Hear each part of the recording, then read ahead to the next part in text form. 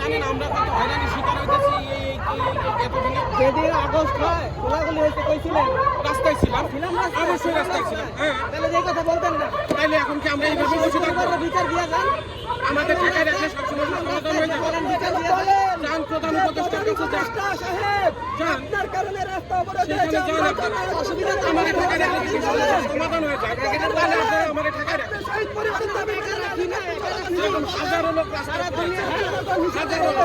আসেন নামেন বলেন যে আপনাদের কারণে আমাদের সমস্যা হয়েছে তাহলে এখন কি করবো? আমরা এখানে দাঁড়িয়ে থাকবো? থাকতে হবে দাঁড়িয়ে থাকতে হবে? কিছুই করেন দাঁড়িয়ে না থাকলে যদি সমাধান হয় অবশ্যই দাঁড়িয়ে থাকবো। ঠিক আছে দাঁড়িয়ে থাকবো। এটা আমরা সন্তুষ্ট হবো, খুশি হবো। এভাবে আমরা চলতে পারবো না। আপনি যদি শহীদ পরিবারের পাশে না দাঁড়ান তাহলে আগামীকাল থেকে আমরাও আন্দোলনে নেমে যাবো। কেন আমরা গাড়ি চালাতে পারবো না?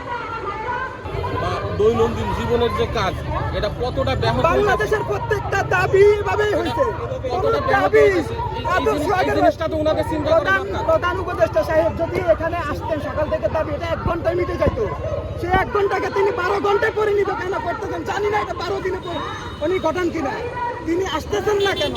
তিনি তিনার আসন পেয়ে গেছেন, তিনার চেয়ার পেয়ে গেছেন, তিনার আসার সময় নাই, তাহার সত্য হাসিল হয়ে গেছে। এটাই কি তার লক্ষ্য ছিল?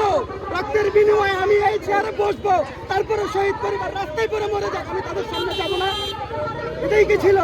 একটু মানবিক দৃষ্টি জ্ঞান থেকে বলবেন। যদি এটা হয় গাড়িটা ব্যাগে দেন, আমাদের সাথে আন্দোলন হবে। এটাই আমার বক্তব্য।